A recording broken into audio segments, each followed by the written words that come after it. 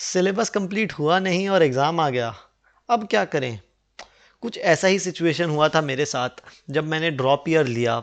साल भर मैंने मेहनत भी करी और उसके बाद भी जब मैंने देखा कि अब मेरे एग्ज़ाम को कुछ चंद दिन बच रखे हैं और मेरा अभी तक सिलेबस भी कंप्लीट नहीं हुआ। मेरे को बहुत बुरा लगा था कि मैंने एक साल ड्रॉप ईयर भी लिया और अपने आप से कई वादे किए थे कि इस बार तो पेपर फोड़ के आऊँगा, इस बार तो 100% सिलेबस कंप्लीट करके जाऊँगा, सारे कॉन्सेप्ट सारे सब टॉपिक्स देख लूँगा। हालांकि मैं आपको बताना चाहता हूँ कि ऐसा कोई पर्टिकुलर चैप्टर नहीं था जिसको मैंने छुआ ही नहीं था, बट कई सब टॉपिक्स थे जिसमें या तो कॉन्फिडेंस नहीं था, या तो प्रॉब्लम सॉल्विंग कम की थी, या तो कई सब टॉपिक्स जो हैं समझ नहीं आए थे, कॉन्सेप्चुअल क्लैरिटी नहीं थी। तो कहीं ना कहीं मन में ऐसा लग रहा था, क्या मैंने अपने प्रिपरेशन में चोरी की, क्या मैंने अपना समय बर्बाद कर दिया, क्या मेरे ड्रॉप लेने का रीज़न सही नहीं था। तो ऐसे कई थॉट से मेरे को लगता है आज आप भी जूझ रहे होंगे।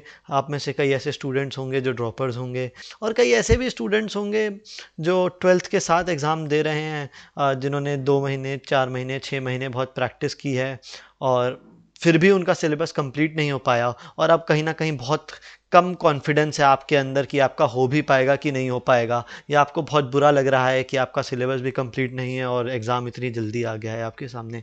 तो अब क्या कर सकते हैं? तो सबसे पहले तो मैं आपको ये बताना चाहूँगा कि जेई ऐसा एग्ज़ामिनेशन नहीं है जिसमें कोई भी 100% स्कोर कर देता है। हाँ, चलिए मानता हूँ कि जेई मेन में रिसेंट ईयर्स में कई ऐसे चंद स्टूडेंट्स होते हैं जो 100% स्कोर कर लेते हैं। जेई एडवांस तो कम्प्लीटली डिफरेंट ही गेम है। बट अगर आपने जितना सिलेबस किया है उसके प्रपोर्शनेट जो भी क्वेश्चंस आते हैं वो सब भी आप सही करके चले जाइए। आप प्रीवियस सारा डेटा चेक कर सकते हैं और वेरीफाई कर सकते हैं। तो मान लीजिए आपने जैसे अगर 60% सिलेबस किया है और वो भी आप करके आ जाते हैं, तो आप एक बहुत डिसेंट एनआईटी या इवन जेई एडवांस में अगर 60% करके आ गए तब तो आपको ऑलमोस्ट टॉप 1000 रैंक में आपकी आ जाएगी। तो ऐसा थॉट प्रोसेस जो है कि मैंने अपना सिलेबस कंप्लीशन नहीं किया उसके पीछे मैं भागूं, मेरे को लगता है कि ये बहुत गलत है और इससे आपका कॉन्फिडेंस कम होता है। और जब आपका कॉन्फिडेंस कम होता है तो जेई मेंस और जेई एडवांस जैसे एग्जामिनेशन आपके साथ खेल लेते हैं, क्योंकि ये आपके बस नॉलेज का टेस्ट नहीं है, ये आपके कॉन्फिडेंस का भी टेस्ट है।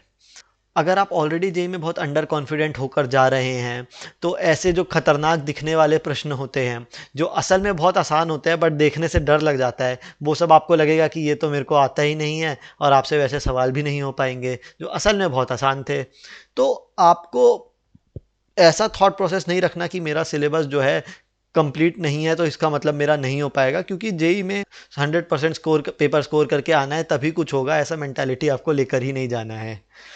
चलो मैं आपको एक एलिगरी देता हूँ इससे रिलेटेड।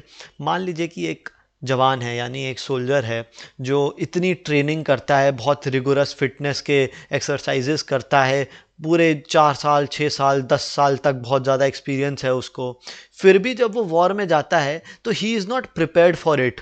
बट फिर भी वो मैदान में उतरता है, उसको बहुत अनसर्टेनिटी है कि क्या मैं इस इधर से वापस आ पाऊंगा, क्या हम वॉर जीत पाएंगे, बट फिर भी वो मैदान में उतरता है। तो कुछ उसी तरह से आपका जेई भी है, जेई भी एक बैटलफील्ड है।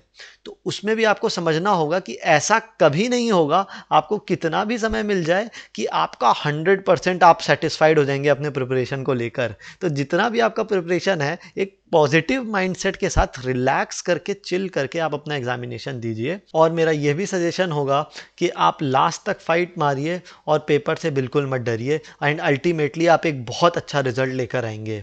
With that I wish you all the best for your exam.